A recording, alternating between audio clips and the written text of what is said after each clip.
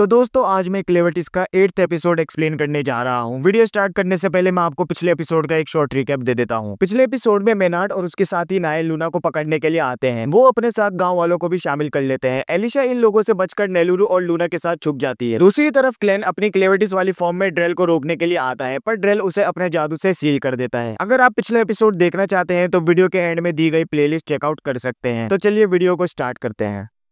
Episode की starting में हम गांव वालों को देखते हैं जिन्होंने एलिशा को ढूंढ लिया है और जहां वो छुपी हुई है उस जगह को चारों तरफ से घेर लिया है। वो उसे सरेंडर करने के लिए कहते हैं, वरना वो उसे इस जगह के साथ जिंदा जला देंगे। तभी उस गांव का एक समझदार आदमी उन्हें रोकता है और एलिशा को बाहर बात करने के लिए बुलाता है। एलिशा के पास कोई दूसरा ऑप्शन नहीं होता, इसलिए वो बाहर आ जाती है और उन्हें बताती है कि वो उन 13 हीरोज में से है जो क्लेवर्टिस को मारने गए थे और मेरे अलावा वहाँ सबके सब मारे गए और मेरी जादुई तलवार रेगेलिया वही लड़ाई में कहीं खो गई थी, इसलिए मेरे पास हीरो होने का कोई सबूत नहीं है। ये आदमी एलिशा की बातों पर यकीन करता है और उससे पूछता है कि मैं मानता हूँ जिस जगह में हम रहते हैं वो काफी छोटी है, पर बताओ क्या हमें राजा के इस ट्रेडिशन को फॉलो करना चाहिए जहाँ हर कुछ सालों बाद एर्तिया के लोग अपनी सारी ताकत और पैसे लगाकर कुछ हीरोज को बाहर की दुनिया में भेजे ताकि वो ये देख सके कि एर्तिया के आगे और क्या है। मैंने आपको फर्स्ट एपिसोड में बताया था कि ये एक छोटा सा शहर है एर्तिया जिसमें इंसान रहते हैं और इस इलाके को डार्क बीस्ट ने चारों तरफ से घेरा हुआ है और आज तक कोई इंसान एर्तिया से बाहर नहीं गया है और वो नहीं जानते कि उस दुनिया के आगे और क्या है। एलिशा जवाब में कहती है कि मैंने सब कुछ अपनी आंखों से देखा है, ये दुनिया गोल है और जहाँ तक मैंने देखा ये काफी बड़ी दुनिया है जिसमें एर्तिया सिर्फ उसका एक छोटा सा हिस्सा है और अगर हम हिम्मत करके कोई कदम नहीं उठाएंगे तो हम इस दुनिया के राजों को नहीं जान पाएंगे। ये बात सुनने के बाद गांव वाले एलिशा को जाने की इजाजत दे देते हैं और खुद भी यहाँ से जाने लगते हैं कि तभी उनके पीछे से मेनार्ड आता है और उनमें से एक को मारकर उन पर हमला कर देता है। एलिशा मेनार्ड के सबसे बड़े कीड़े को मारकर सब लोगों को घर के अंदर जाने के लिए कहती है और मेनार्ड और उसके बाकी डार्क बीस्ट से अकेले फाइट करती है। कुछ डार्क बीस्ट कीड़े उसे काट लेते हैं जिनके अंदर जहर होता है। मेनार्ड बताता है कि वो डार्क बीस्ट के साथ साथ छोटे कीड़ों को भी कंट्रोल कर सकता है, जैसे कि चींटियां, मकड़ियां और जमीन के कीड़े जो कि एलिशा की बॉडी पर चढ़ जाते हैं, जिनकी वजह से एलिशा की बॉडी में और भी जहर फैलने लगता है। दूसरी तरफ घर में जहाँ सब लोग छुपे होते हैं वहाँ छोटे छोटे कीड़े अंदर आने लगते हैं। यहाँ हमें पता चलता है कि गाँव वाले लूना के बारे में पहले से जानते थे कि वो राजा की वारिस है। उनमें से एक औरत कहती है कि जो भी हो जाए हमें इस बच्चे को बचाना होगा। ये सुन सब लोग अंदर मौजूद कीड़ों को मारने लगते हैं और घर के अंदर मौजूद सारे छेद को बंद करने लगते हैं ताकि और कोई कीड़ा अंदर ना आ सके। एलिशा बाहर उन डार्क बीस्ट से लड़ रही होती है और उसकी स्पीड जहर की वजह से काफी स्लो हो जाती है कि तभी जमीन के नीचे से एक बड़ा सा बिच्छू यानी स्कॉर्पियन निकलता है जिसके हमले से एलिशा पानी में जा गिरती है। तभी क्लेन एलिशा की बॉडी से निकले खून से एक नकली बॉडी बनाता है और उसके सामने आकर उससे बात करता है। वो एलिशा को बताता है कि उसके जख्म और चोटें इस जहर की वजह से ठीक नहीं होंगी, यानी इस लड़ाई में उसकी जान भी जा सकती है और इसलिए उसे संभल कर लड़ना होगा। मेनार्ड एलिशा को पानी से बाहर निकलने के लिए कहता है, वरना वो घर में मौजूद सब लोगों को मार देगा। घर के अंदर जाने के लिए सारे कीड़े उस घर की दीवारों और छत को खाने लगते हैं और कुछ कीड़े जंगल में मौजूद पेड़ों को खाने लगते हैं, क्योंकि ये जितना ज्यादा खाएंगे उतनी ही इनकी तादाद बढ़ती जाएगी। एलिशा मेनार्ड की धमकी को सुन पानी से बाहर आ जाती है और देखती है कि मेनार्ड के डार्क बीस्ट और कीड़ों की तादाद काफी ज्यादा हो गई है। एलिशा इन सब कीड़ों को जल्दी जल्दी मारने लगती है क्योंकि अगर उसने ऐसा नहीं किया तो इनकी तादाद और भी बढ़ जाएगी। एलिशा जहर की वजह से नहीं लड़ पाती और सारे कीड़े उस पर चढ़ जाते हैं। क्लेन ये देख उसे उसकी रेगेलिया यानी जादुई तलवार देता है जो कि क्लेन ने अपने जादू के जरिए एलिशा की परछाई में छुपाई हुई थी। मेनार्ड ये देख शौक हो जाता है कि ये तलवार कहाँ से आई कि तभी एलिशा सारे कीड़ों को एक ही बारी में मार देती है। जो कीड़े बच जाते हैं वो वहाँ से भाग जाते हैं, यानी मेनार्ड के जादू ने काम करना बंद कर दिया है और इसका फायदा उठाकर एलिशा उसे बेहोश कर देती है। लड़ाई खत्म होने के बाद क्लेन अपने इंसानी रूप में इनके पास आता है और एलिशा के पूछने पर बताता है कि ड्रेल अभी भी जिंदा है और कोई दूसरा डार्क बीस्ट का लॉर्ड उसकी मदद कर रहा है, जिस वजह से मैं उसे हरा नहीं पाया। और इसी के साथ ये एपिसोड यहीं खत्म हो जाता है। अब इस एनीमे में आगे क्या होने वाला है वो आपको अगली वीडियो में पता चलेगा। वीडियो अच्छी लगी हो तो लाइक जरूर कीजिएगा।